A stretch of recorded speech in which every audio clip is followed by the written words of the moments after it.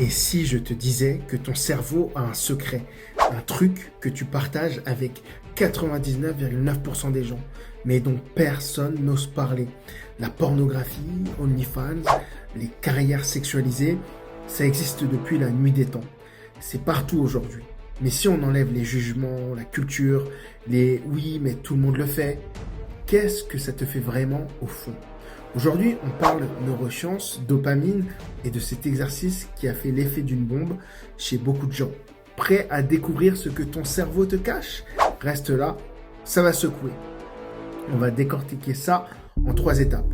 1. Le poids de la honte. Pourquoi on a tous peur de montrer la carte de notre dopamine. 2. L'exercice qui révèle tout. Comment une simple feuille blanche peut tout changer. 3. Reprendre le contrôle.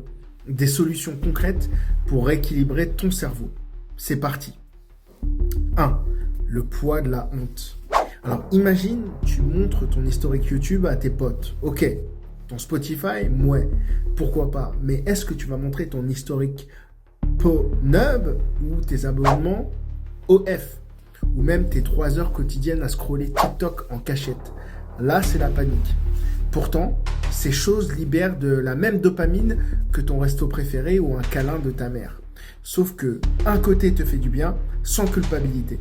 L'autre, c'est comme voler du sucre dans un placard.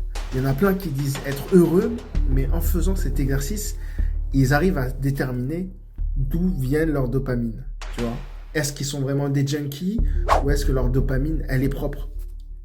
L'exercice qui révèle tout, c'est simple. Tu prends une feuille, tu traces une ligne comme un terrain de basket. D'un côté, tu mets tes sources de dopamine lumineuse, le café du matin avec ton ou ta partenaire, la séance de sport où tu te dépasses, ton animal qui fait un truc débile comme des vidéos de chats, hein, tout ça, ça compte.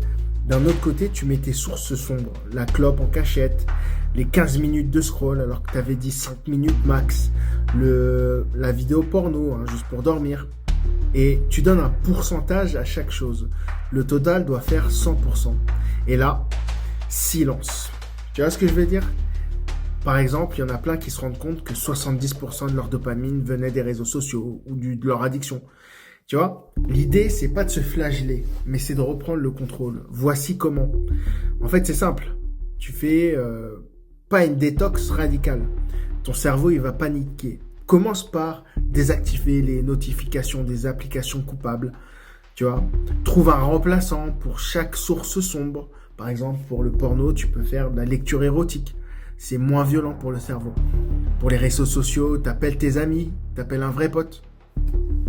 Donc, la règle des 5 secondes, elle va beaucoup t'aider.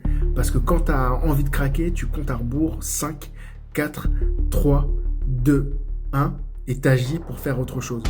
Ton cerveau déteste l'inattendu.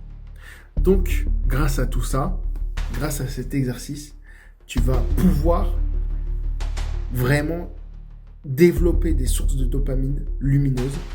Donc, si cette vidéo t'a fait réfléchir, commente, feuille blanche si tu tentes l'expérience et abonne-toi pour des outils concrets comme ceux-ci. Parce que ton cerveau mérite mieux que des plaisirs volés.